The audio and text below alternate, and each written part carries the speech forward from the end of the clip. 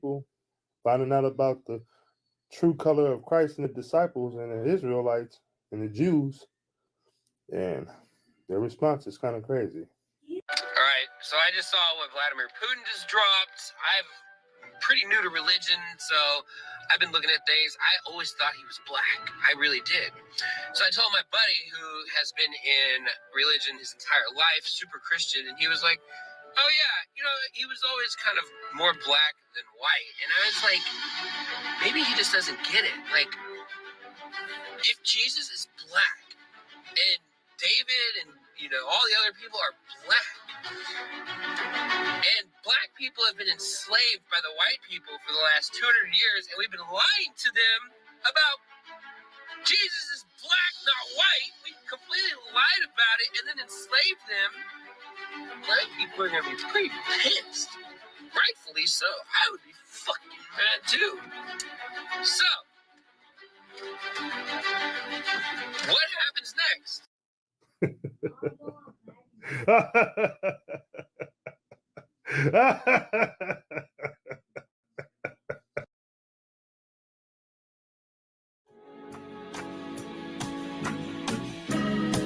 They killed, give me Isaiah 14 and 21. They did the same thing to my people. So that you said that they put millions of my people.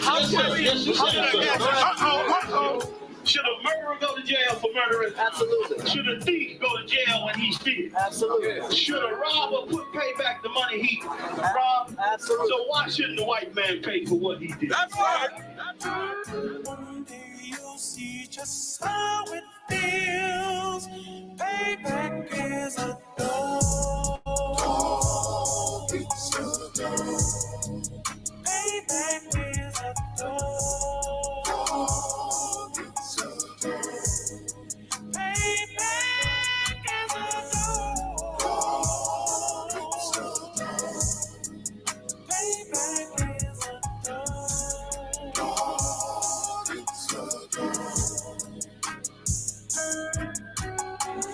I'm in a hell of a hole, was never expected to grow. Just obstacles stand in the road, that a result of me selling my soul. The story I'm telling is cold, but yet it's what everyone knows. The white man's the devil is known. America was never our home. Only a place of captivity, safe facility, hating, disfigure me. They claim that I'm lazy, be killing me. Maybe this slavery draining my energy. 400 years and counting. The trail of my tears is countless. The fact that I'm here is astounding, but I can't wait till this shit is surrounded. Ready to tangle my king and the angel, be ready to rap. Cracking the sky, nuclear missiles will make it official. I'm capturing every cracker surviving. Put them all in chains where they need to be. Slavery for me. And let the whole world see that with them in the cage and safer in the streets. Put the dog on a leash. Get resolved for the beast. 144, get the ruler show, we could all be at peace. As soon as the trumpets are sound, your kingdom we busting it down. The only way justice is found, the time for your judgment is now. You'll see just how it feels. Payback is a dog. It's a dog. Payback is a dog. It's a dog.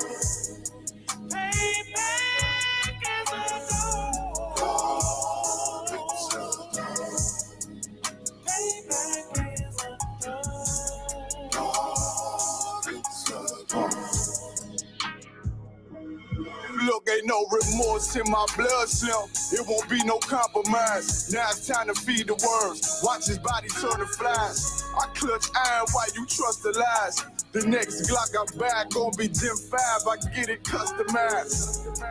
And sending shots off like farewell. Praying payback come back around like a carousel. Still remember your Honda's words ringing in my head like bells. Said you in his body, you fit the Lord, fuck the cartel. Triangle choke, apply pressure to the game like I did Vondale.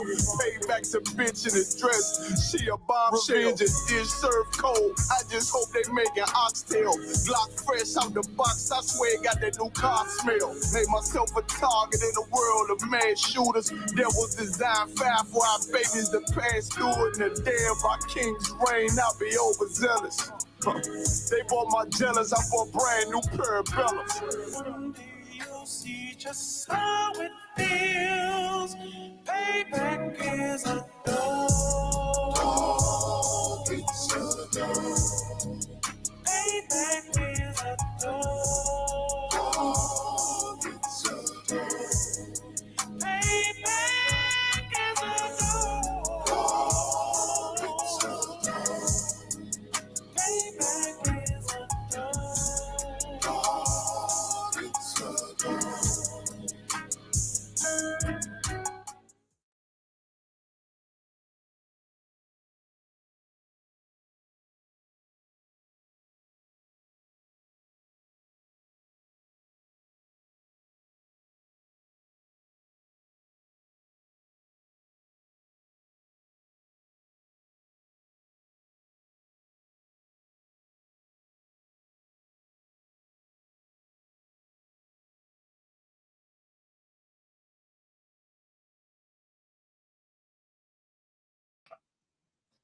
Hey, Israel, Salaki about that, man. Let's talk it up.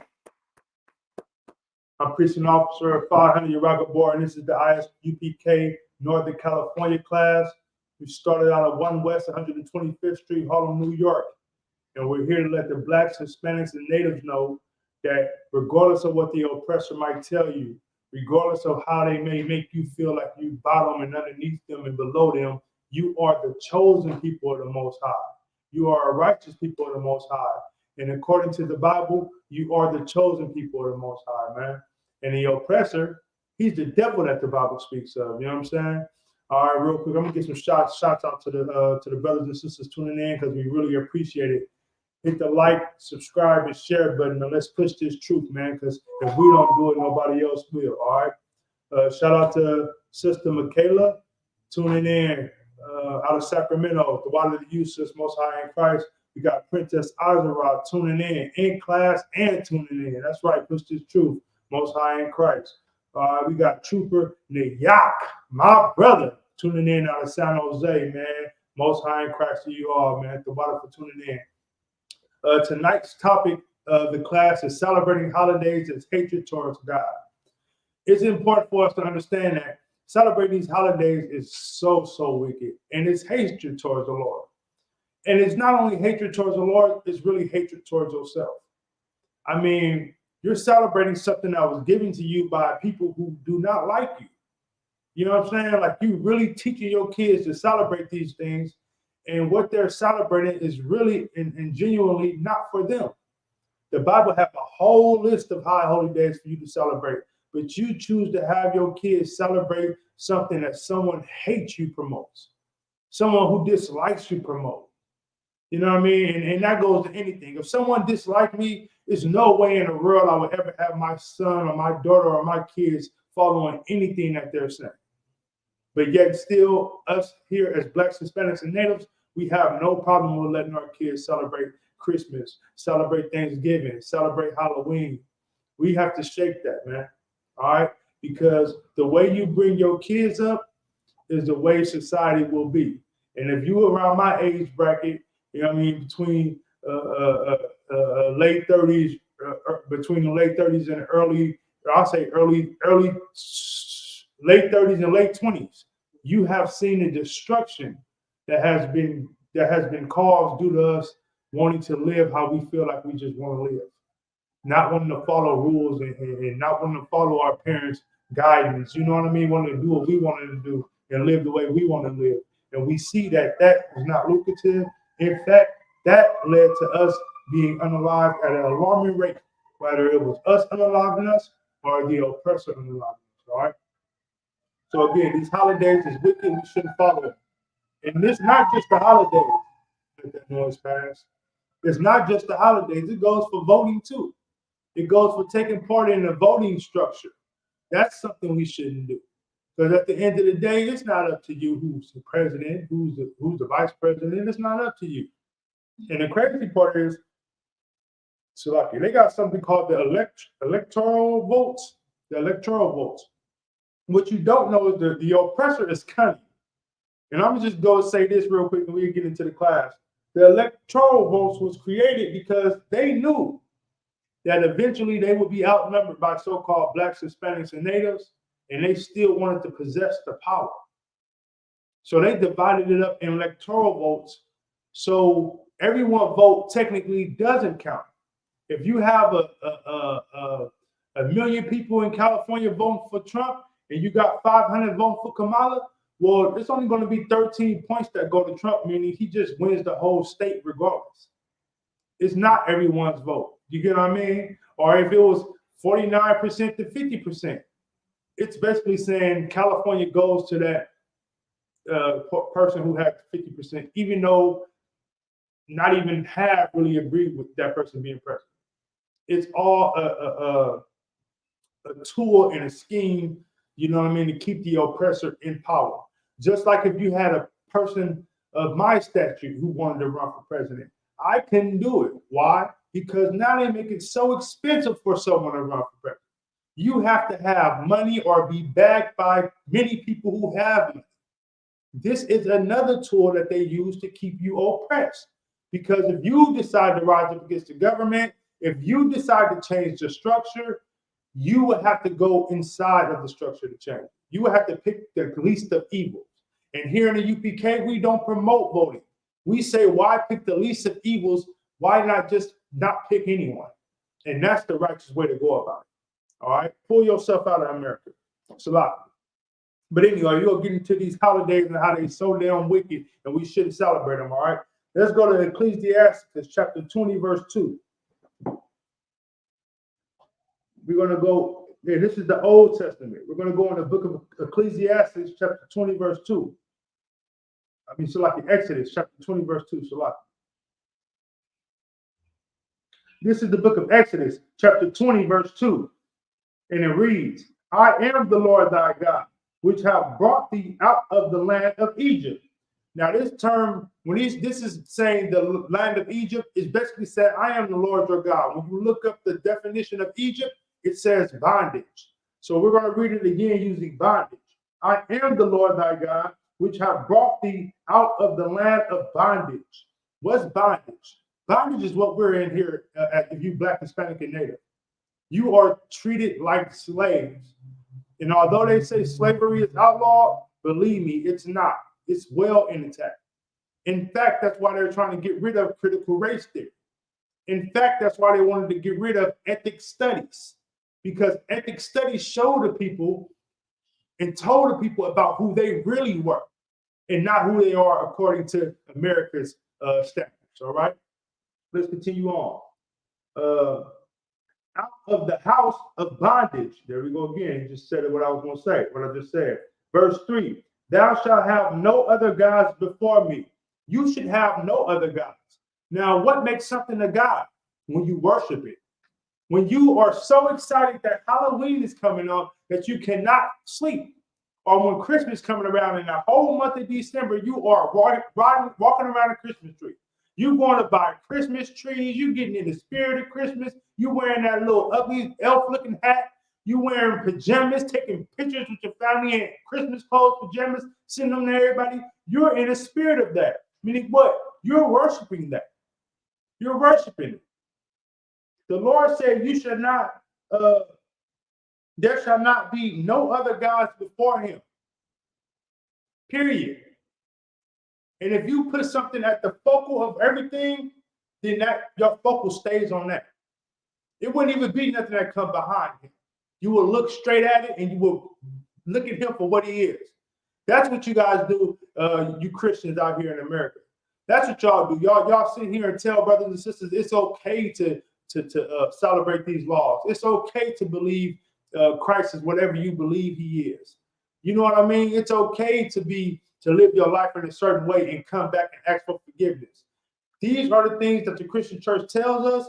And if you really look at society, and since we've been encamped around Christianity, we have seen nothing but destruction. Have you ever asked yourself that? We are the most religious people. But the religion that we're following only led to more destruction. In the 1940s and 30s, we dealt with racism. And that was pretty much the only form of crime as far as unaliving Blacks, Hispanics, and Natives, right?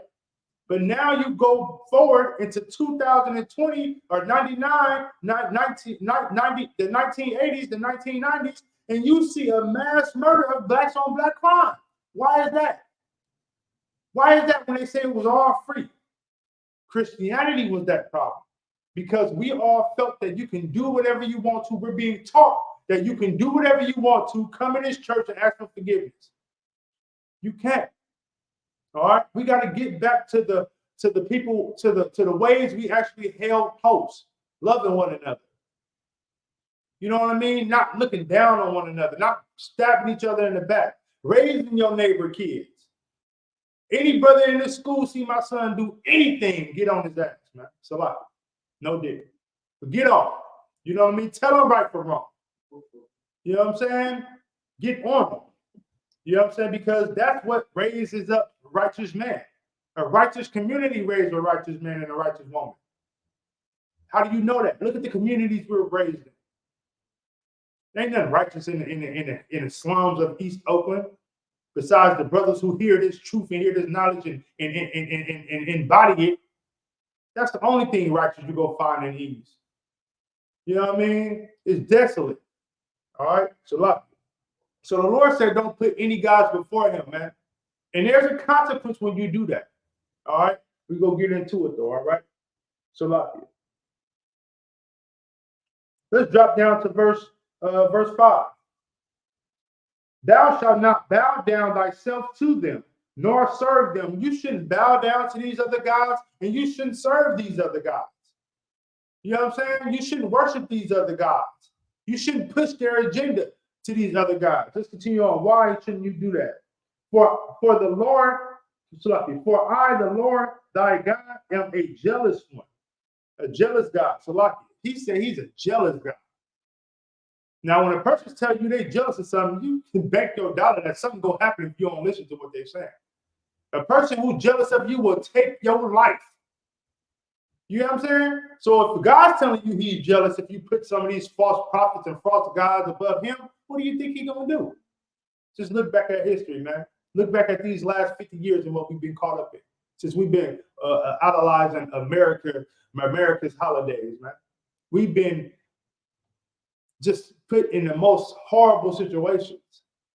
They don't even look at us as humans. You know what I mean? They don't even look at our sisters as regular women, man. They look at all black women as sex symbols. And it's black men who promote black women to be sex symbols.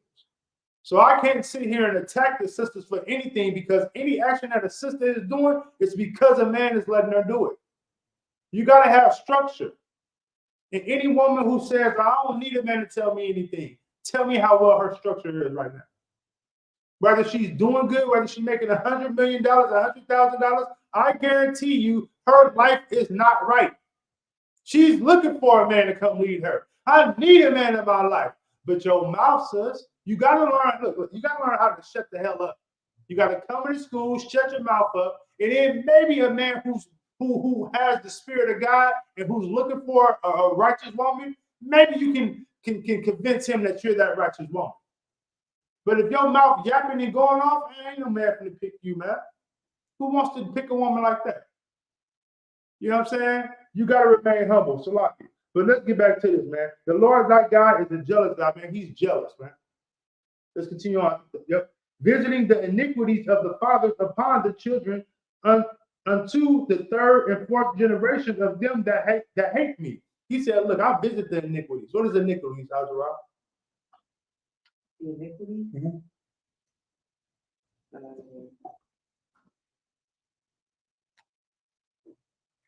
The sins.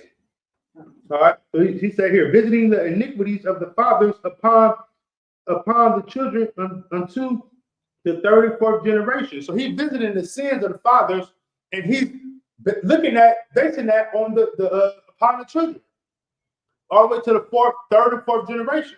So these sins that the fathers did 3 or 4 generations ago are still upon the children. So when the daddy's not in the house, guess what happens? The son grows up, have kids, and where is he at? He's not in the house. When the father's not in the house to help raise his little girl, guess what she does? She grows up, she gets her own, she marries, have random sex with anybody to have kids, and where is that kid's father at? Not in the house. This is what you call visiting the iniquities of your fathers. You know what I mean? Your Christian pastor won't tell you that. Why? Because he don't give a damn about you. But here in the ISUPK, brother and sister, man, you got some brothers that care about you, man. Some brothers who are ordained to tell you the truth, and we're going to tell you the truth. Whether it hurts you, whether you like it or not. All right? Let me see. We're going to drop that. Let's go to Deuteronomy chapter 32, verse 21. Deuteronomy is also in the Old Testament, okay? See, this Bible wasn't written for everybody. So I can't expect a pastor to be able to tell you about this book. You know what I mean? I can't expect a small hat to come tell you about this book, man. Right? So once I learned the book, I said, look, I'm running with this. I'm telling everybody in my whole family. And guess what they did? They stopped talking to me, blocked my phone call. I can't come around no more. And that's fine with me. Because guess what happened? My family was very few anyway. I only had a couple of family. I can count them on one hand. Well, now I'm here in ISUPK, and I have so many family members, so many brothers and sisters that I can't even name them all. I can't even count them all. That's a family. All right. So we're going to go to Deuteronomy chapter 32, verse 21, and it reads. Let me pull this a little closer. Israel. They have moved me to jealousy with that which is not God. They have provoked me to anger with their vanities, and I will move them to jealousy with those which are not a people. I will provoke them to anger with a foolish nation. Look, man, the Lord said he will provoke us to anger with a foolish nation. If you have any common sense about what's going on in today's time, and when you can really sit back and see it, does it make you angry when you see black on black crime, or when you see black sisters just on social media, just flaunting their body just to get $1? Or when you see kids growing up without a father in the home, or growing up caught up in drugs. Look at the young group right now. See, rap used to be about building people up. They turned it around. They made it to where now rap was about pimping and hating, right? Now rap go to what? Killing your brothers, killing each other. That's the era we in. We in the era of killing each other and depression. So now the killing might fade away, but depression is going to come. That's when they sing about, I hate my mom, I hate my dad. You know what I mean? Everything's just going to be so sad. It's just sad tempo. You know what I mean? That's what they're pushing on our kids. And then the first thing these oppressors want to do to our kids, right, is they want to diagnose them with things. You know what I mean? They want to claim that they schizophrenic or they bipolar. These things are caused from the way they were treated throughout time. The General Mahayman brought out something that was very heavy. He said that they ran tests on mice. I forgot, it was the male mice. They have a tree or some type of fruit that the male mice love to eat. And when they go over there to run and eat that fruit, they'll get shot. So after a while, they stopped even going towards the fruit because they knew they would get shot. Do you know when they had kids, and the women didn't see it, the woman mice didn't see it, right? When they had kids, the male kids that they had would not run towards that tree, that fruit. That was genetic. Genetically, they already knew. It's just like we see all these brothers killing each other. But you won't see a brother go over there, and I'm not promoting it, but you won't see him go unalive a Caucasian. You won't see it. You get what I'm saying? Because genetically, he already know if I do that, that is bad. But if I kill my brother, maybe that's not a problem. Who cares anyway? You get what I'm saying? It's a lot.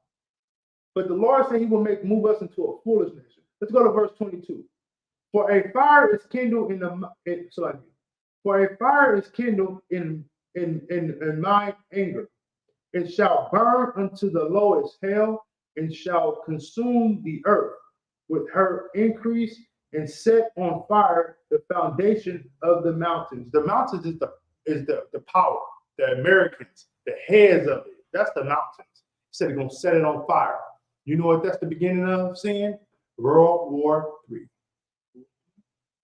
He said the anger of the Lord, you're going to see it. And what's so beautiful about this time, and this is why every brother and sister out there that's tuning in should really push to get into this school, to get in this truth, because you are starting to see exactly what we've been telling y'all. You know what I mean? Well, we've been going to camp for since 1969, going out here telling y'all it's coming to fruition. You know what I mean? And this is the reason why y'all should really turn away from these wicked nations, man, and this oppressor, all right? And these holidays, man. You know what I mean? These holidays is really the wickedest part, because what we got coming up? What holiday? Thanksgiving. Thanksgiving, all right? We got Thanksgiving coming up. Do you know what happened on Thanksgiving? What happened? That's right. What happened on Thanksgiving? That's when all the pilgrims and everyone got killed, right? Yeah, you're right. That's when the pilgrims killed all our brothers and sisters. Right. And do you know how that all started? The pilgrims came to this land, and it was winter.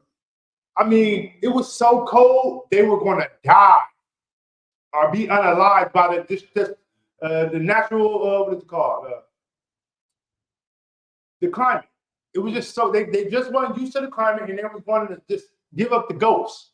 So our brothers and sisters, beautiful and faithful and kind as they are, they came over there and showed the pilgrims how to make it through this time. Showed them how to build a hut. Showed them how to cover themselves and what to eat and how to hunt. And guess what they did to them in return? Unalived them. How many Native Americans were unalived by the pilgrims? Do you know? Do you look on your phone? You don't have an idea? While you guys are running to go celebrate Thanksgiving, you can't wait to eat that damn fried turkey and them yams and the dressing. While everyone's running to eat Thanksgiving food and can't wait to say Happy Thanksgiving, the meaning of Thanksgiving is a curse to Blacks, Hispanics, and Natives. And not only a curse to us, it's a slap in the face of the Most High, man. It's a slap in the face.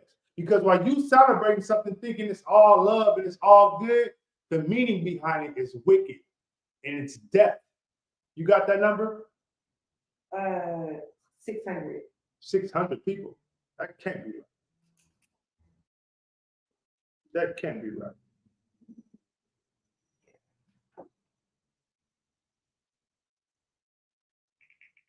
It was in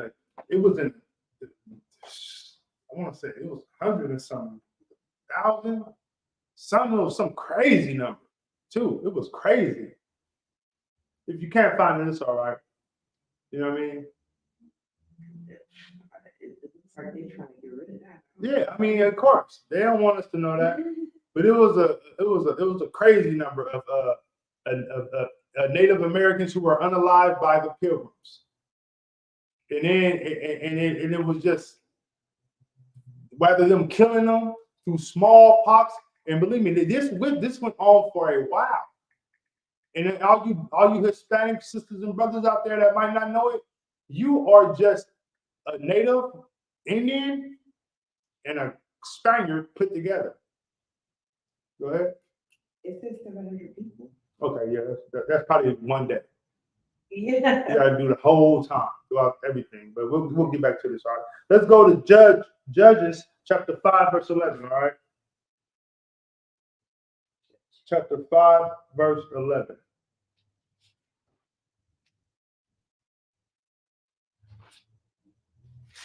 Let me see if there's any comments. No. Let me know when you get there.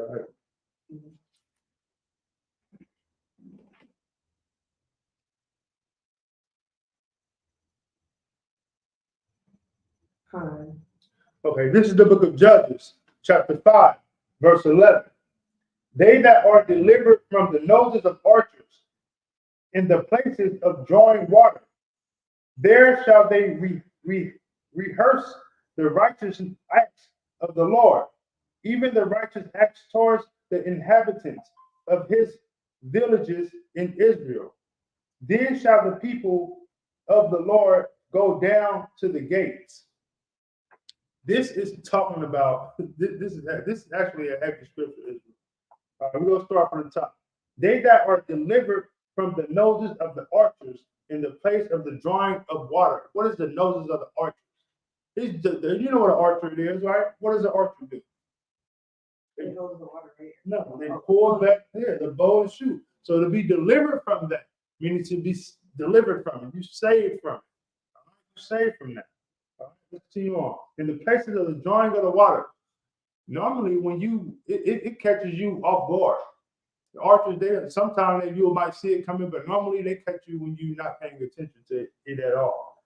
There shall they rehearse the righteous acts of the Lord, even the righteous acts towards the inhabitants of the villages in Israel. Man, this is the Lord basically saying, like,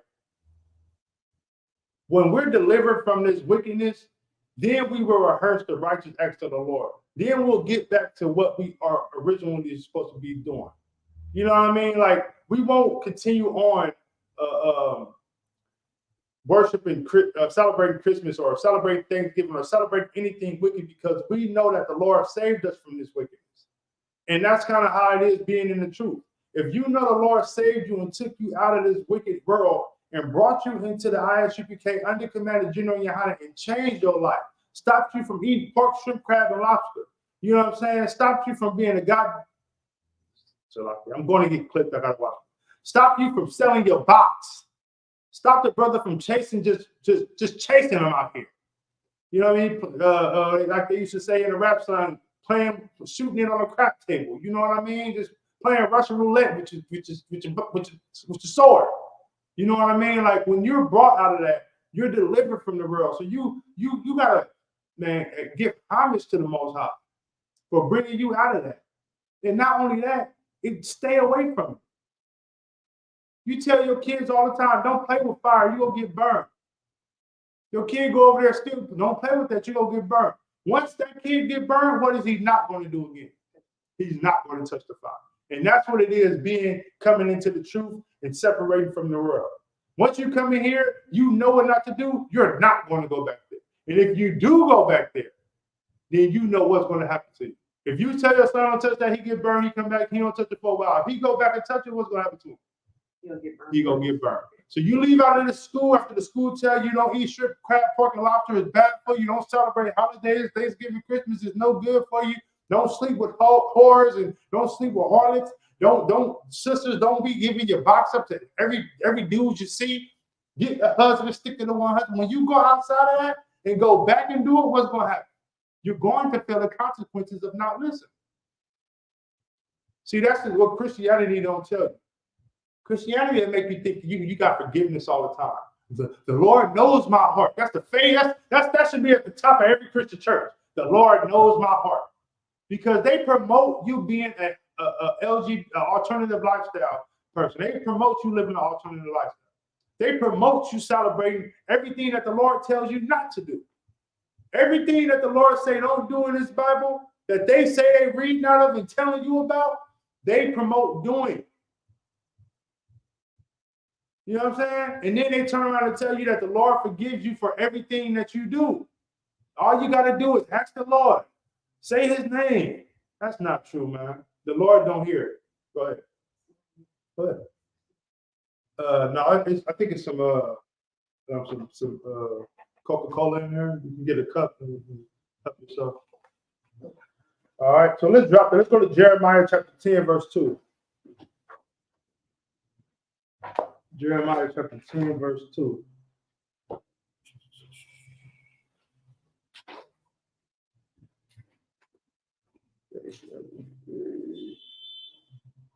Jeremiah chapter 10, verse 2. Okay, now this is straight live and direct, right? The Bible tells you something directly, and it also tells you something in slang. This whole book is written in slang, but sometimes you might read something and it just how you read it is exactly what it means. This is why the Bible says, lead not to your own understanding, because reading this book is written and only certain man can understand it. That's why your Christian pastor don't understand. That's why T.D. Jakes and Creflo Dollar don't understand it. Every other week they changing the meaning of their sermons. They gotta erase one sermon and give it to you again because they misinterpreted it. And they still don't get it right. All right, let's get into it. This is the book of Jeremiah, chapter 10, verse 2. And we're going to go 2 through 3. All right. Thus said the Lord. That means this is what the Lord said. Learn not the ways of the heathen. Christmas is the way of the heathen. Thanksgiving is the way of the heathen. 4th of July is the way of the heathen. What else? What's another way of the Easter is the way of the heathen. Valentine's Day is the way of the heathen. You know what I mean? It said, learn not the way of the heathen, and be not dismayed at the signs of the heavens. Meaning, when you look in the sky and you see all this going on and all this going on, don't be dismayed at what you see. Don't be dismayed don't let that try to tell you, okay, this is over. This is all this right now. I can't believe that. The world coming to an end. Don't be dismayed at that, man. Don't be, how can I say it? Don't be wild at it. That might be the best term out of it. Don't be wild at it. Don't be dismayed at it, right? For the heavens are dismayed. For the heathens are dismayed at them. So the heathens are the ones who say, oh, this is what this or this. They dismayed at the times of what's going on. And you don't be dismayed at it, all right? Verse 3. For the customs of the people are vain. What does vain mean? Vain means like someone's highly confident in Well, self-centered. Close to that. All right, so let me start off. All right. So dismay, and Salaki, y'all messed up. Dismay is distressed. Like, don't be dismayed at the signs of the heaven. Don't be stressed out at what you see going on. You know what I mean? Don't be, how can I put it?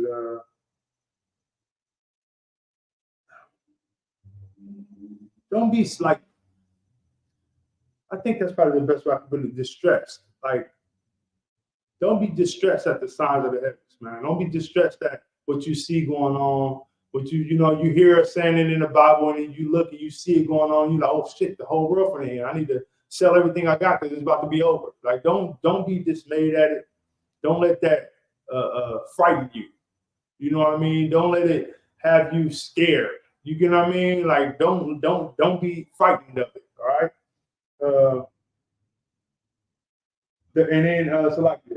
The customs of the people are vain, meaning what?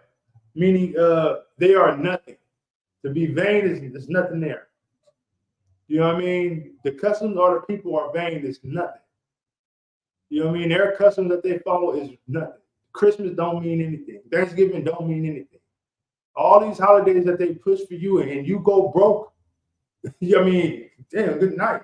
How many people spend their whole work check, their rent check, and get loans to buy Christmas presents? And then turn around just for the first, and that's on the 25th. So you ain't getting paid for 2 weeks. Some people get paid once a month. And you're gonna have to pay back this debt, and you're gonna be a month behind your rent. Because it's gonna be the first in a couple of days. Now you gotta pay your rent for that month, and now you're 2 months behind, pretty much. You know what I mean? All behind you trying to celebrate something that's vain, that ain't nothing, don't mean anything. Then you teach your kids to do it. So now what? Your kids expect this from you.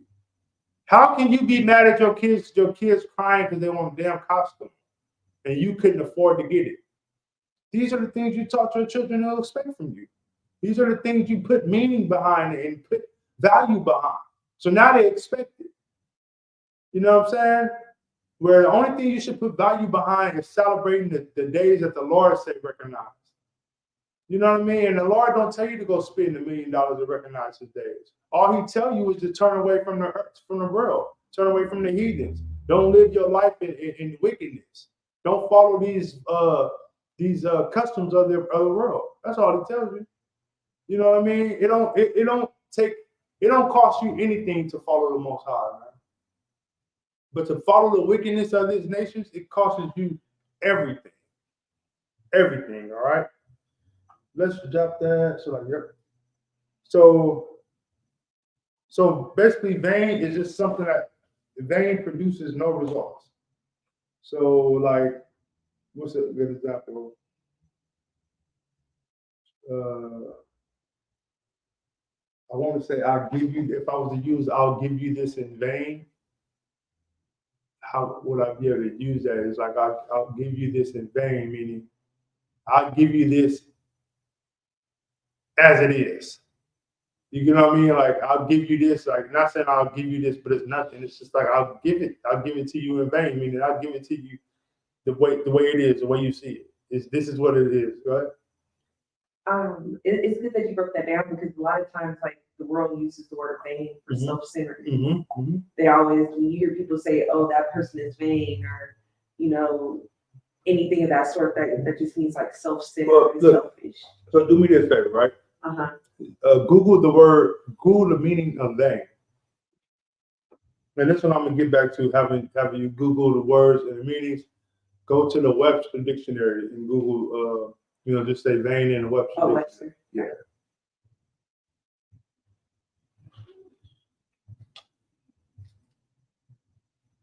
So it says the customs of the people are vain.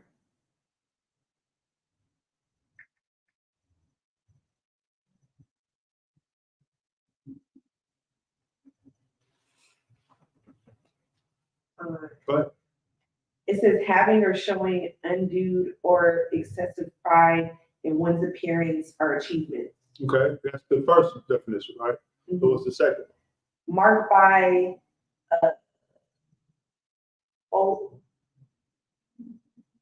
ultimately are unsuccessful. Okay, is it the third one? Having no real value. There you go. See what I mean? Like, so America says use words and they use it for their own meaning and their own interpretation of it. Kind of like how in the Bible, how the dictionary tell you white is pure and white is beautiful, white is right, and then black is horrible, brown is ugly, is this, is that. So when you read the definitions of something, you have to have an understanding of what it is. And that in the Bible here, when you use vain, it uses it as that third definition. You see how, so what's the third definition is? Can you read it again? Yes. It says having no real value. Having no real value. For the customs of the people are vain. So the customs of the people have no real value. There's no value in Christmas. Like I was saying, there's no value in Thanksgiving. It really doesn't mean anything, right? Nothing. But it's people who will leave their husbands if you don't come bring in Christmas presents. It's people who will leave their children who will never talk to their mom and parents again because they didn't get something for Christmas. It's family members who won't talk to you because you don't come to Thanksgiving dinner. You know what I mean? And the meaning of it is really vain. It's nothing there. You got something you want to say? Oh no, I was just gonna say what you're saying is so heavy because they use the colors to define, like if you hear them talk about the color white, a white bird is a dove, right? They're supposed to be peace, love, all that kind of stuff. But then if you look at a black bird, that's death. It means like bad luck. And it's the same with the cat, cat or black cat, and that it's just terrible. Like a crow, right? Yep, exactly. Like a crow, if you see a crow, it's gotta be a dead body somewhere. You remember that? Yeah. If you see a crow, it's a dead body around you. I see crows all damn day without a dead body. You know what I mean? Like it's just it's another form of control. You know what I mean? Like it's really just another form of control. You know what I mean? It's a physical form of control in slavery, and there's a mental form of control in slavery. And right now, if you Black, Hispanic, and Native, you're not locked in a physical form of slavery, but mentally, they have you locked. You're locked in. All right. So with that, we're gonna drop that. Let's go to the book of Psalms, chapter 137, verse 5.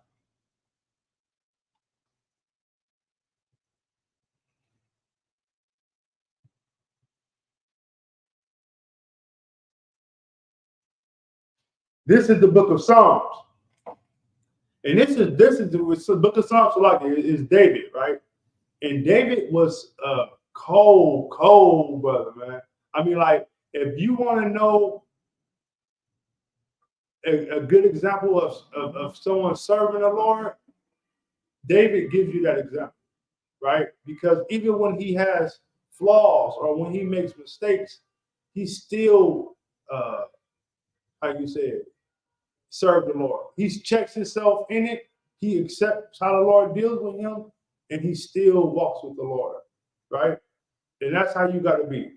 You know what I mean? When I first got to the school, man, it was hard to stop doing things that I was normally used to do. You get what I mean? Like before I even became a trooper, when I was just a young man, I messed up and got back into the world a few times. You know what I mean? And in fact, before I came into the school, I got to the school, was tuning in, and disappeared.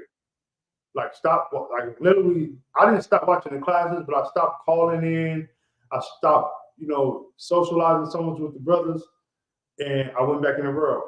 And then I don't want to say something happened, but something happened where I don't know if it was me saying, like, I hit a hard rock and I came across something at a hard time, and the whole time I was following the truth and in the truth and paying attention, they were speaking on the things that one thing that I actually had went through outside that I said, damn, these brothers told me this was going to happen to me, right? And then I straightened up and was like, yeah, no, this is the truth. And when I came back, I just came in and I stuck in, and it made it much easier to say no to my peers outside of the school. You know what I mean? Like the other day, I had a brother who passed away, and I'm like, it was real cool with the brother. So I'm like, man, let me go over here and just pop up. And when I popped up, it was like everybody seen the ghost. They're like, bro, what's up, bro? Where you been at? You still got the same number? I never still been the same. Just ain't called it. You get what I mean? But like, you still got the name? Where you been at? Oh, you got your hair? You cool your hair out? Oh, you got what's going on with you? Like, you know what I mean? But and I say that to say, like,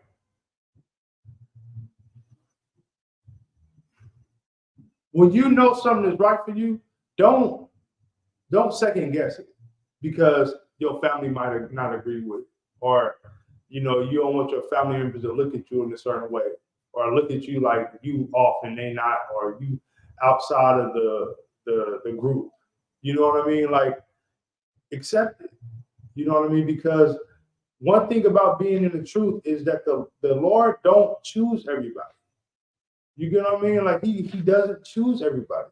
And I don't know the purpose of him choosing me. You know what I mean? Like, it might not be for me. It might be for me to stay fast. And my sons is the reason why he really wanted me to get into the school. So they can do a more powerful work than I can. You get what I mean? Like, them being raised in the school, in the truth. Now that's how you create black leaders.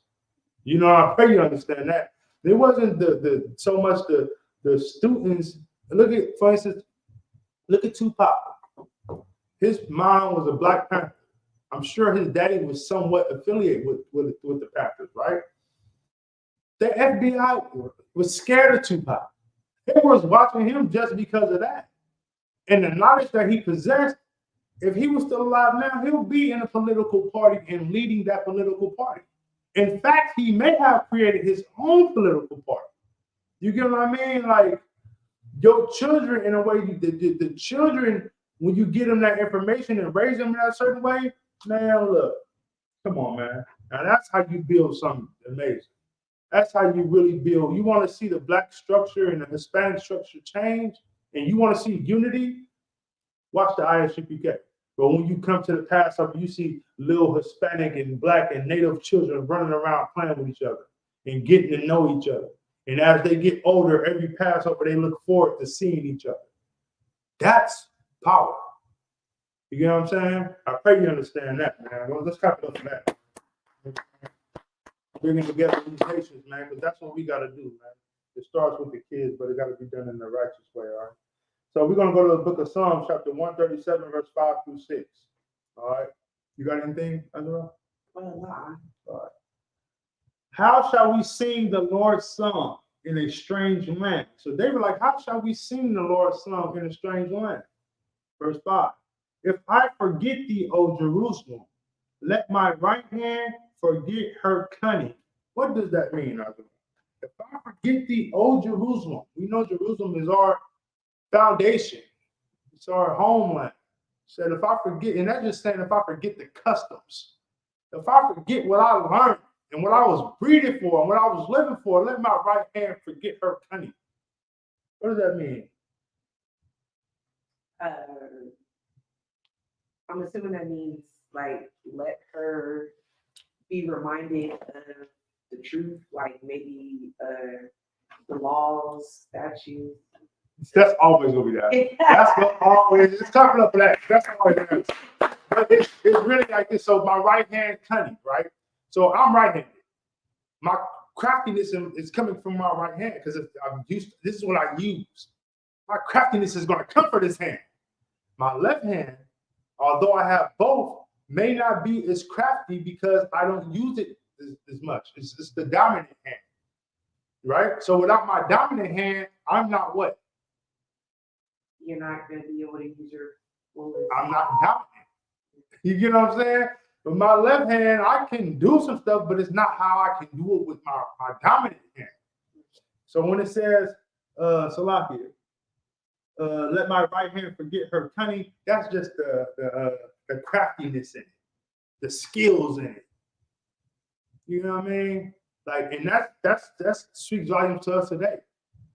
We forget what the Lord told us, and we fell off from what the Lord told us. And guess what happened? We lost that craftiness. We was once the strongest, the smartest, the fastest because of the way we separated from these other nations. And now we all decided to come together under one umbrella, and guess what you got? You got more black men trying to live an alternative lifestyle. You got more black women not even knowing what it means to be a woman and allow a man to lead her. Why? Because there's not too many men who knows how to lead a woman. You get what I'm saying? Like, it's crazy. Like, literally, you got women feeling like they should be over a man, and it's personal. But it's only personal until that woman needs that man. Until she needs that protection, or she needs someone to step in front of her and say, hey, look, you're not going to be bullying her no more. You're not going to take advantage of this woman no more. Don't talk to her like, don't talk to my woman like that. You have someone who's going to stand up for you. Right? So, we just got to get back to what the Lord, because it's set up for a reason, and we just got to get back to the way the Lord has it. You got anything on that? You got any questions on it? Did I explain it to you? All right? Get it? Oh, yeah, I get it. Okay, Most High in Christ. Let's drop that. Let's go to Matthew chapter 10, verse 5. We're going to go to the book of Matthew, which is in the New Testament, all right? Chapter 10, verse 5. If y'all have any questions out there online, so lucky I'm not keeping up. Type them in, I got you. Hey, how about Shimei Shabrakathum, sir? The water of Alawan Kabbalah Bond tuning in, Most High in Christ, sir. I gotta come chop it up with you, brother. I ain't seen you in a minute, man. Gotta come check on my Lord. You got it, Azra? You here? Kind of.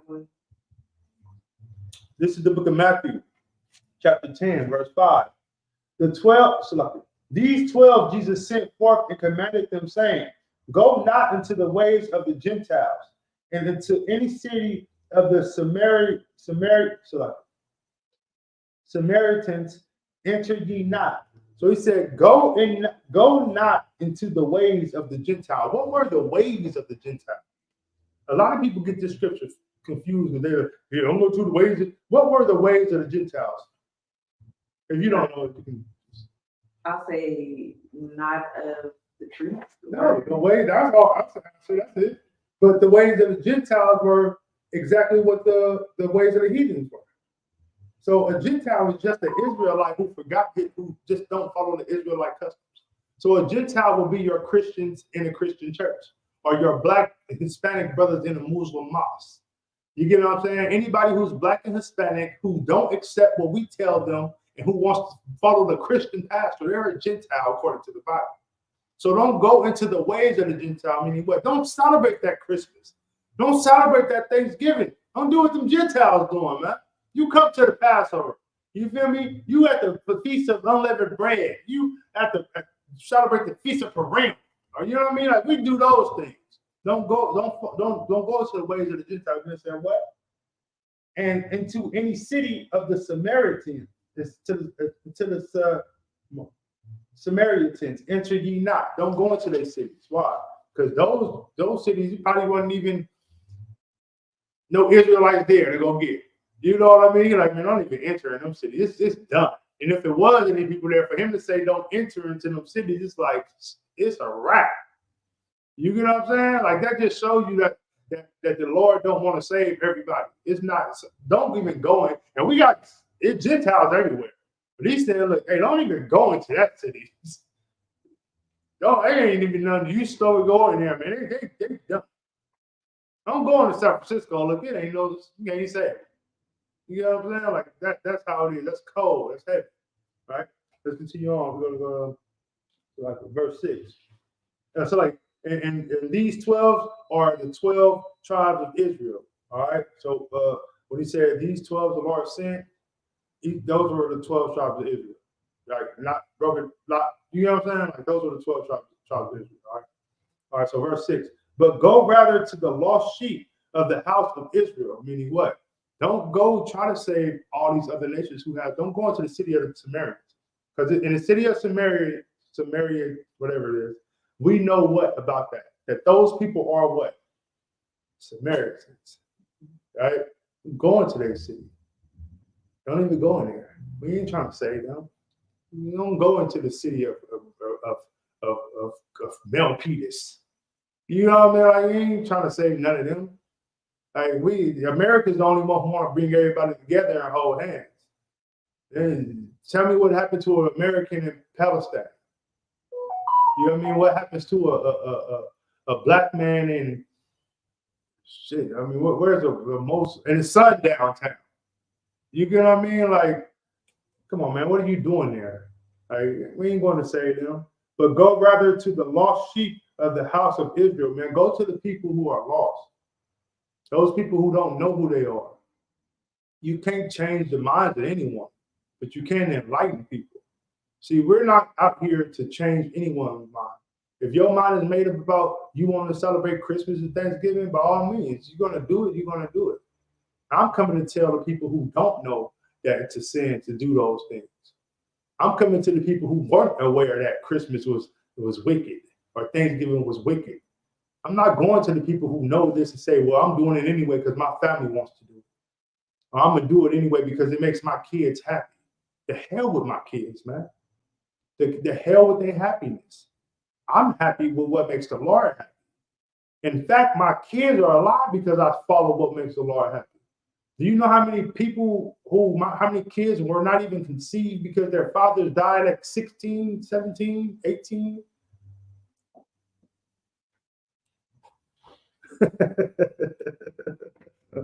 Hey, for real, so it was like, hey, you know what I mean? Like, there's brothers who wanted kids and could have had kids and didn't make it to see those kids. So those kids weren't even never born.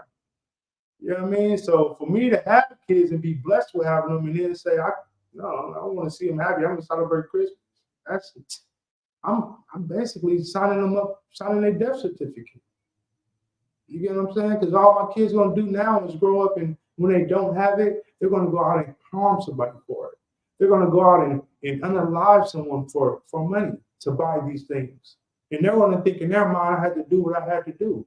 When in reality, it was in vain. You're doing it for something that's nothing.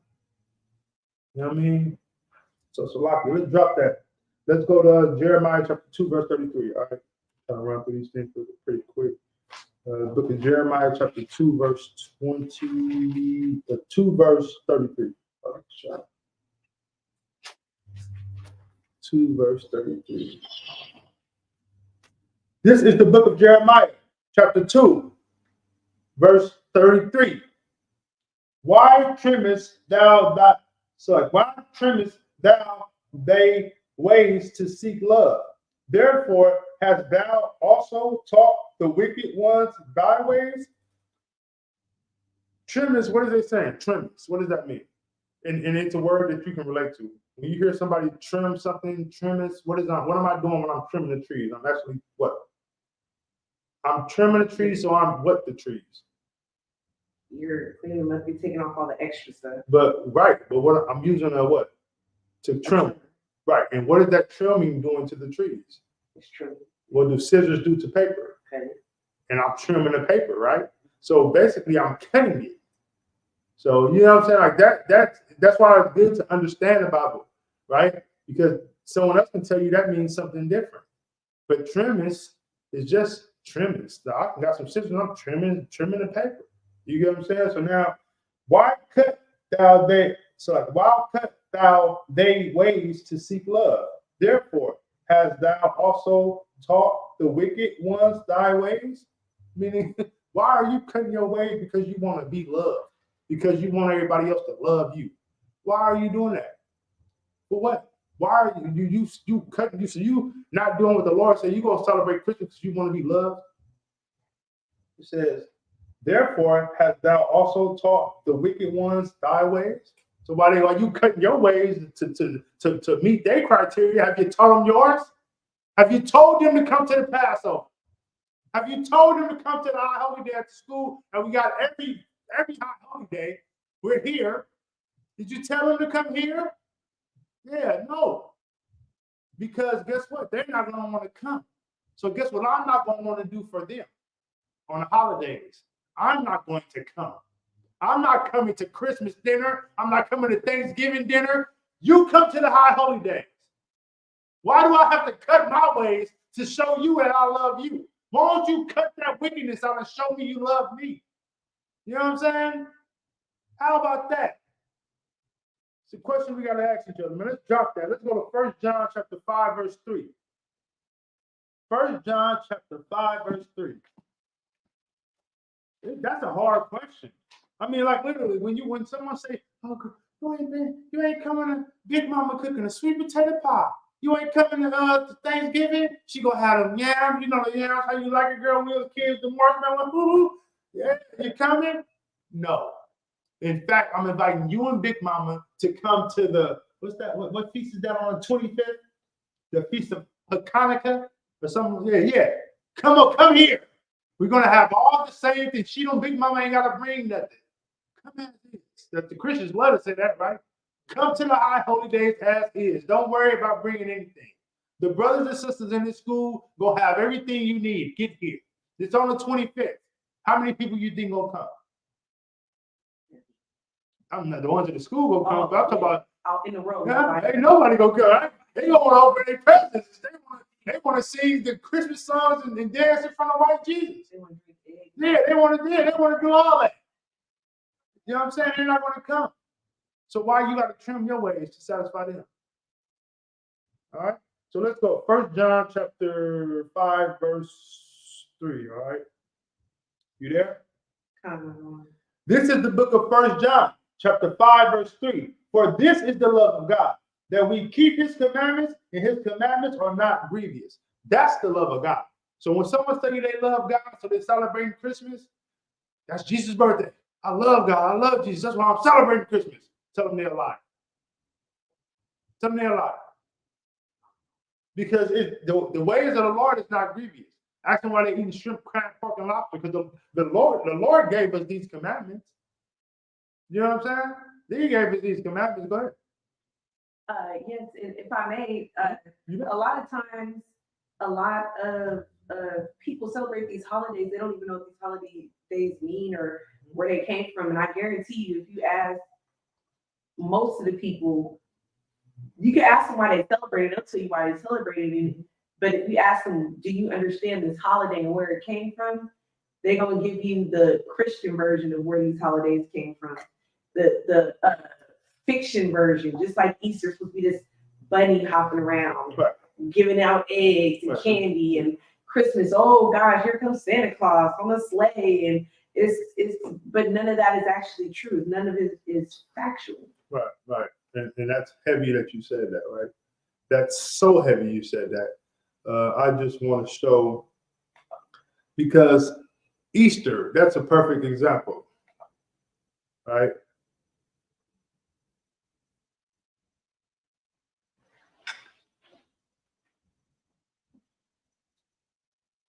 Okay. This is, I'm sorry. Okay. Now, Israel, here in the ISPPK, we are teachers of the word. Okay.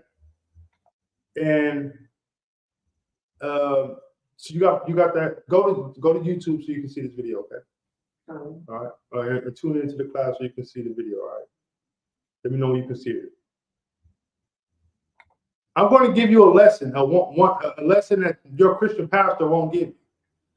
Why are you celebrating Easter and celebrating Easter laying eggs, right?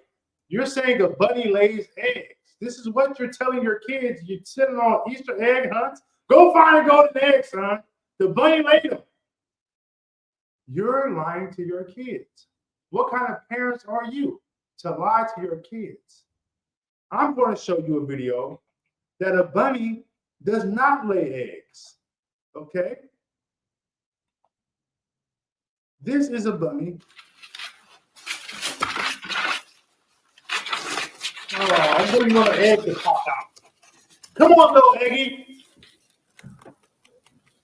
Come on. Pop the egg. Is it showing you guys? Okay, there you go. Come on, let's pop the egg out. It's taking a long time to pop this damn egg out. I want to go Easter egg hunting. Let me fast forward a little bit. Maybe it's here. Okay, here you go. Here you go. Viewer discretion is advised. All right. Viewer discretion is advised. Where's the egg? Where is the egg? Shouldn't the bunnies pop outside of the eggs? I mean, the little bunnies coming. Where the eggs? Drop the egg. Oh, that doesn't look like an egg. Come on, drop it. Drop the egg.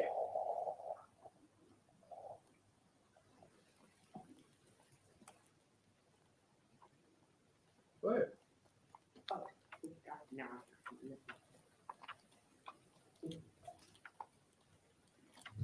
This is so pretty. I guess he's sitting on the egg to crack it open.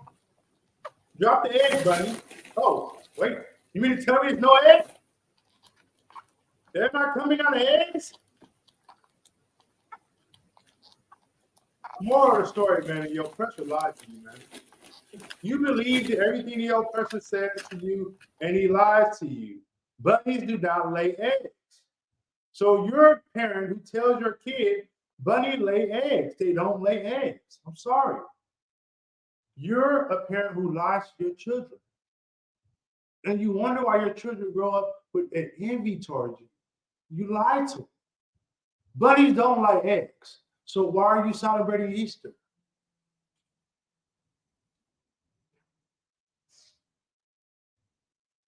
You know what I mean?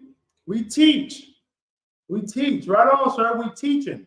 I didn't see one egg pop out of that bunny. I saw a baby bunny come out curled up, looking like a shrimp. You know what I mean? Like, but he was a little tiny little, you know what I mean? It had about 12 of them, and I didn't see an egg come out of each one. So why are you allowing yourself to take part in something that you know is not real? I don't know. The reason why I showed this video, because I'm starting to believe that most of our people just don't know what's real and what's not. Right? And maybe some people, I bet you a lot of people believe that bunnies lay eggs because their whole life they were lied to by their parents and by their pastor, letting them know that bunnies are laying Easter eggs. Right? Let's drop that. Let's go to where we at. Did I read first? Okay. For this is the love of God. For this is the love of God, that we keep His commandments, and His commandments are not grievous. So if you want to love God, you keep His commandments. And a lot of people say, "Well, I just can't do that." It says here that it's not grievous. It's not hard for you not to eat shrimp, crab, and prawn. Grievous is challenging. Since you've been in the school, has it been hard for you not to eat shrimp? You've been missing shrimp. What about crab and lobster? What about, them harlots be on TikTok with the whole bag and the gloves on with the little bib on, and they eating the crab, they eat it about 12 times, 15 times a month. And then they go to the doctor and say something wrong with their box because it's not smelling right. But they want to eat that 15 times a month. Of course there's an odor coming out of there. So it's salami. You know what I mean? What's going on? Follow the Lord's commandments, man. Clean yourself up. You know what I mean? You got learn how to shut your damn mouth and get in order with what your husband tells you. Shit, that's when you be a beautiful woman and sister. You know what I mean? Not just, and I know it's hard to follow any man. That's why if you're a woman and you're looking for a husband, you should put on a headpiece, head cover, Salakia. You should start wearing very long dresses and find a school near you. And when you get into that school, sis, just close your damn mouth. Learn something. And I guarantee if you show thyself approved, you will have a husband. All right, let's cut that up. I just gave you the instructions on how to get a husband, man. I just told you. Right? They're not going to listen. They're not going to listen. They're going to go into the Christian church with a mini skirt on, and they're going to listen to Cardi B while they're pulling up to church. And when they walk in there, they're going to do that same twerk move they seen her do at the Kamala Harris campaign. You know what I'm saying? Like, they're going to do the Megan Stallion twerk in church in front of the pastor. That's what they're going to do. Sorry. I know I'll lose all my viewers there. I'm sure everybody's logging off now. That's what they're going to do. Let's drop that. Let's go to Romans chapter 6, verse 23. Salah. Let's go to Romans chapter 6, verse 23. You got it?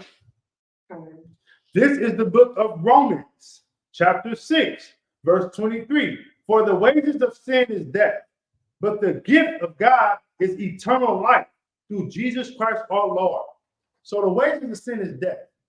You will be unalive. You will lose your life following sin. But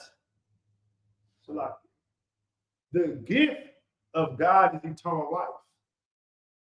You will live on forever, meaning what? What you teach your kids, it's like this, right? And I'm going to try to put it in a way to where it's easier for y'all to understand. If I teach my son how to kill, my son might get lucky enough to have a baby that he can teach how to kill. And he might have a baby that he can teach how to kill. But eventually this bloodline of killing, it's going to die, right? It's going to die. But if I teach my son how to be a man and a righteous man, how to follow the Lord, how not to eat this, how not to sleep with whores, he's going to raise his son up to not do it. And then his son is going to be raised to not do it. And I'm going to live on constantly through this bloodline. That's my eternal life. As long as my bloodline lives, I will never die. But it's brothers out here who molest their cousins and sisters and brothers, have 5 sons, and all their sons come out living alternative lifestyles. They don't want them to raise, they don't want any kids. Guess what's going to happen to his bloodline? It's going to die. It's going to die. So whatever your last name was now, that last name will be no more in existence, but my name will live on. Your Raga Boy house will still be here. In fact, my house is getting really big. Like my son said on TikTok, much polygamy, Dad. It's going to get bigger. It's going to get huger. I guess my family is going to be huge, right? Because I'm going to continue on having kids. It's going to be a football team full of boys, because girls can't play football. I'll have a cheerleading team of girls, and then that's going to multiply, right? And that's my eternal life. Because through any of those avenues, I have an opportunity to come back. But if you mean to tell me I have to limit myself to one child, I have to limit myself to one, it's death. And who taught us to keep it that way? The oppressor. They taught us Christmas. They taught us Thanksgiving. They taught us Halloween. They taught us 4th of July. They tell us that you can only have one wife. Women, he's cheating on you if you have any more wives. This is all the things they told you. The Bible tells us something different. I pray you understand that. If you believe in the Bible, you have to believe the whole thing of the Bible. Right? Women, back in the day, women used to want to promote their man to having more than one wife. It looks masculine to have a husband who has more than one wife. Right? These dudes nowadays don't know what that means. They sneak around. They call them side pieces. That's what they call them, right? They got side pieces. They're embarrassed of them. No, that's not how it goes. They got side pieces who got husbands. That's nasty. Y'all sharing some type of stuff. Oh, I hate to go to that party. I know even Diddy will stay away from that party. Yeah. But you know what I mean? It's wicked. But you know, I just say that to say eternal life, man. Like you can live on. Following these oppressor and the heathen ways, you die. All right? It's death. All right. So Romans 6:23. Let's continue that on. All right. For the wages of sin is death. What is the wages? Payback. Payback is a dog. Wages is payback. So the payback of sin is death. That's what the Lord gonna pay you with. He's not gonna pay you with multiple wives or multiple seeds and none of that. He's gonna pay you back with death, man. Payback is a dog. All right. And yeah, we'll continue on. All right, we'll continue on. So like, I don't gonna go too much. So like, it's one more thing on the touch. Okay. For the wages of sin is death. So the payback of sin is death. But the gift of God, what is the gift of God? The gift of the Lord is the law, statutes, and commandments. Those will bring you eternal life through Jesus Christ our God. Those will bring you eternal life. I pray y'all understand that. If you follow them laws and statutes, you will have eternal life. If you're not, payback is a dog. Let's drop that. Let's go to Deuteronomy chapter 7, verse 6. Payback is a dog.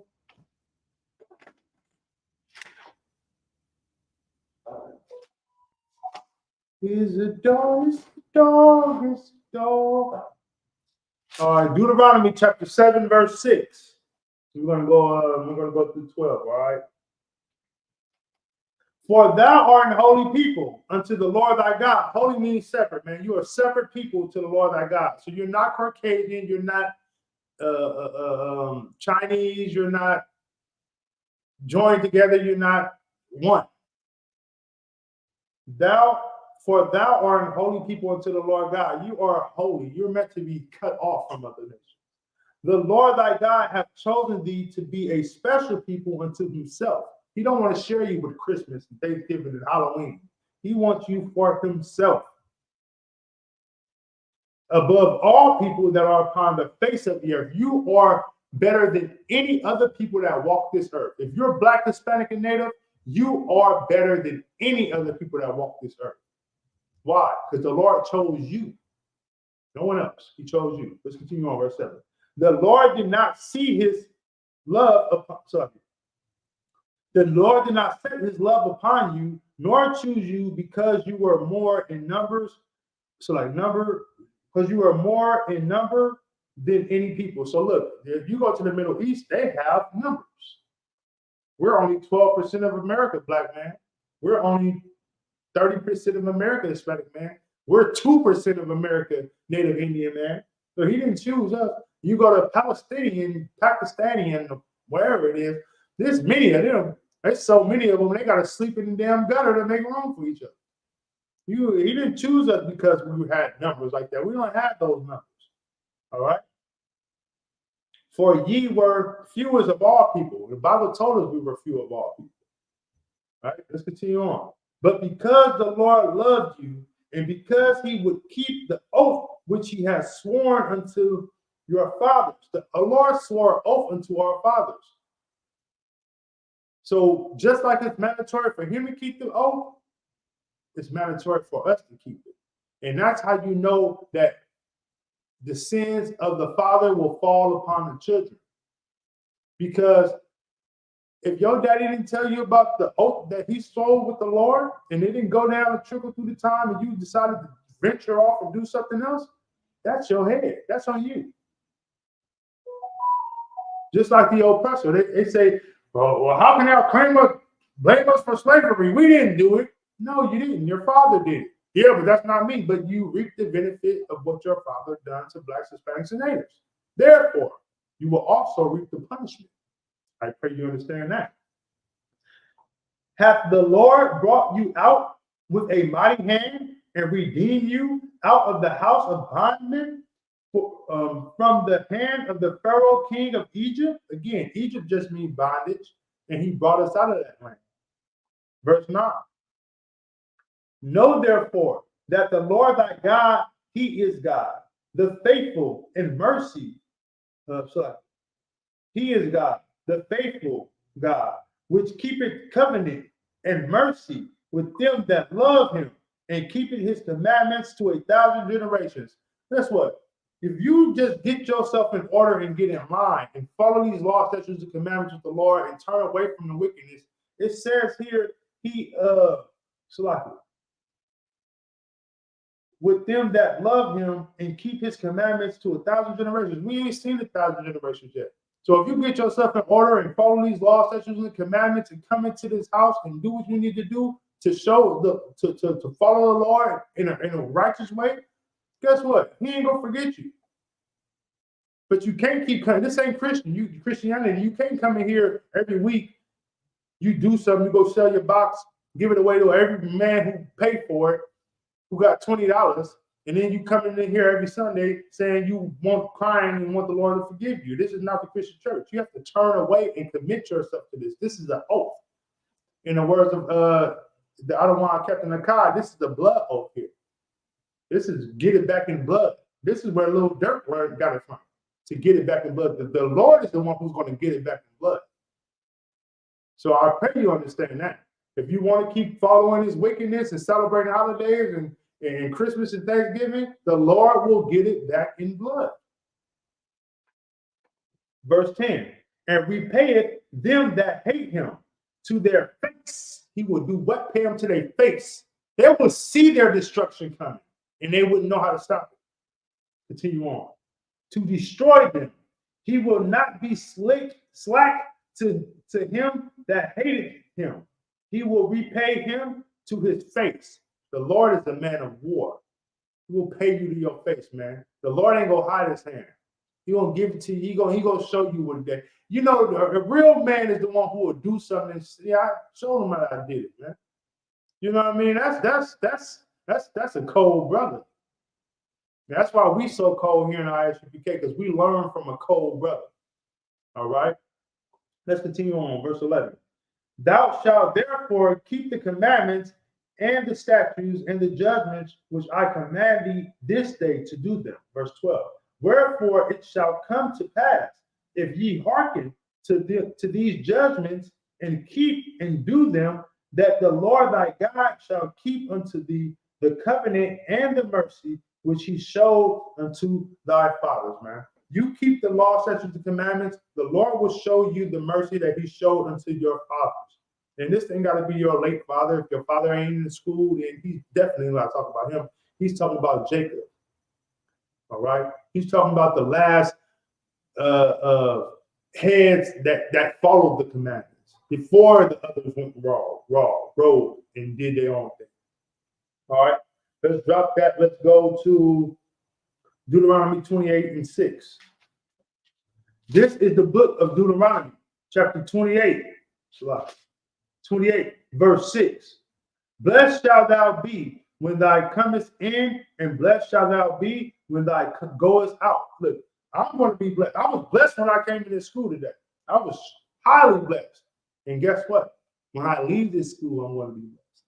I'm going to hit the chat when I get home and say, hey, man, I'm heading home. Go outside and cry. You know what I mean? Blessed will I be. How will I be blessed? And why am I blessed? Because I choose to follow the Lord. I choose to follow the law, statutes, and commandments and acknowledge that he said, don't do these things that the world do, and I don't do them. I do what he said I can do, so I do it. All right? Deuteronomy chapter 28, verse 15. So like we're going to drop down to 15. But it shall come to pass, if thou wilt not hearken unto the voice of the Lord thy God, to observe to do all the commandments and his statutes, which I command thee this day, that all these curses shall come upon thee and overtake thee. That's what we're hearing right now. If you Black, Hispanic, and Natives, and you wonder why they treat us so wrong and treat us like dogs and treat us like we're not human beings, it's because these curses have fell upon us. And it's only one way we can shake these curses. This situation we're in is not because the oppressor was so dominant over us. It's because we have fallen short of what the Lord told us to do. We didn't do what the Lord said do. We fell short. So he allowed this other nation to come over us and stand over us like they just the ones. But we can change that. It's a way that we can change that.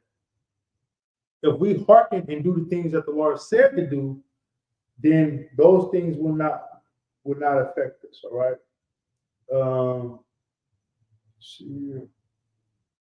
Okay, let's drop that. Let's go to Matthew chapter 10, verse 33. Go to Matthew chapter 10, verse 33. Slovakia. So one of y'all for bearing with me. You know what I'm saying? I know I'm kind of long-winded, but when you've been through what I've been through and trying to get to and working hard to get to the level that I'm at in this school, you would appreciate it. And it's a lot that you want to say. And you should say it. Don't hold back. Don't hold your tongue, because you never know who's listening and whose life you can change while you're doing it. All right? All right. So let's get it in. This is the book of Matthew chapter 10, verse 33. All right? And it reads, but whosoever shall deny me before man, him will I also deny before my Father which is in heaven. So at the end, when we all was brought up and lined up for judgment, and when you say, you right now saying, I know it, the Lord loves me and I can eat my pork. You ain't gonna stop me from eating them pork rinds. You ain't gonna stop me from eating my shrimp, my crab and lobster. You ain't gonna stop me from going to my grandma's house on Thanksgiving. That's a family tradition for 50 years. When he called you back up and you line up and he gonna say, I don't know this, you gonna be like, hey, you do know me. Every day, every Sunday, I came and asked for forgiveness. The Lord gonna be like on Nutty Professor when he put the glasses on. How about now? Do you know me now? And they was like, I don't know this nigga. The mom and dad, they pulling out knives. I don't know this. That's how the Lord gonna be. He gonna say, I don't know you, man. The brothers was standing on the corner. That you start talking about they looking like the Power Rangers with the when they had their garments on, call them Power Rangers and stuff. They was telling you that you need to follow these laws, statutes, and commandments. You didn't want to listen, so I don't know you. And them same Power Rangers gonna be standing next to the Lord talking about Kwam Yashala, Kwam Yashala. You know what I mean? We gonna be over there. It's gonna be the party gonna be popping. You feel me? And you ain't gonna be able to get in. That's the best way I can translate to y'all. All right? Let's go to let me see what else I got, man. I know I'm pushing time. I don't want to. But yeah, man, we rocking this out, Israel. We rocking it out on voting day. Because we don't vote. So I ain't got nowhere to go. You know what I'm saying? Let's go to Galatians chapter 5, verse 16. Galatians chapter 5, verse 16. You know what I mean? Chapter 5, verse 16. 5, verse 16. You there, Azra? This I say then, walk in the spirit, and ye shall not fulfill the lust of the flesh. If you keep your mind stay fast on his truth, if everything you do is one west, you will, if everything you do is one west, ye shall not fulfill the lust of the spirit. Everything you do should be one west. the way you walk, the way you talk, how you breathe, the way you salute, how you act, what you eat, how you talk. If you keep everything in order and walk in the spirit, what's the spirit? The law, statutes, and commandments. That's where you get that spirit from and that zeal from. You ask any brother in this school who he feared, he's going to tell you it's the Father that he feared. That's a zeal. That's a spirit that he has. And within that spirit is following the law, statutes, and commandments. And if you do that, you will not fall victim to the fulfillment of your lust or your flesh, man. All right. This is why you got to stay tuned in. You got to stay locked in. You know what I mean? To celebrate anything other than the high holy days, you side with the ops. You feel me? You a straight op if you celebrate Christmas. You are op if you celebrate Halloween and Thanksgiving. The Lord will turn you into a pack. You know what I'm saying? Let's go to this is my last scripture, y'all. Proverbs chapter 3, verse 5, all right? This is the last one right here. Proverbs chapter 3, verse 5. You know what I'm saying? And you don't want to be a pack that the Lord make you into. Good night. You be one of those packs, you're going to be burning forever. Ain't nobody going to know nothing about Tuka in 30 years. They're going to know about your ass. So, like, they're going to know about you. You know what I mean? You're going to be that pack. All right? So we're going to go to Proverbs chapter 3, verse 5.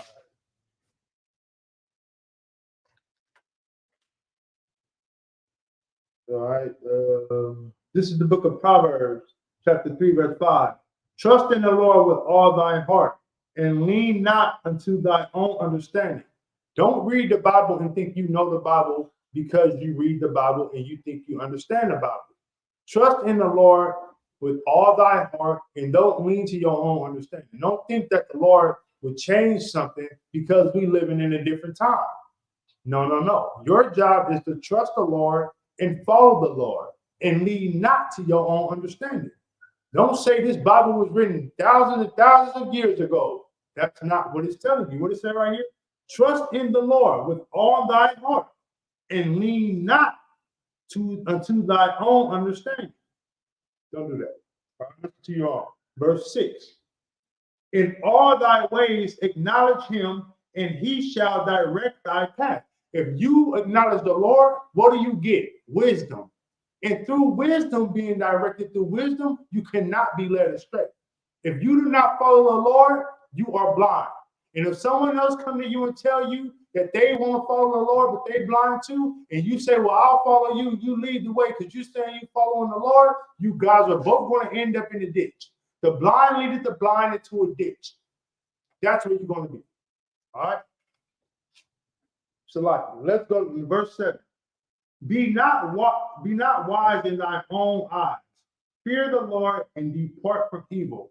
Don't think because everyone that you think is just right that your husband shouldn't have another rib. That's just the right way. That's just how it should go. Don't be wise in your own damn eyes. You think God ain't worried about me smoking no little weed. I could do that. He's not gonna be nice brothers out here killing each other. Ain't no sin bigger than the other. So if you're not following the Lord wholeheartedly and doing everything righteously, you are sinning. A sin is a sin. All right. Continue on. And depart from evil. Turn from that evil with evilness. Turn from that evilness your mama taught you that you know what I mean? You only should have one man.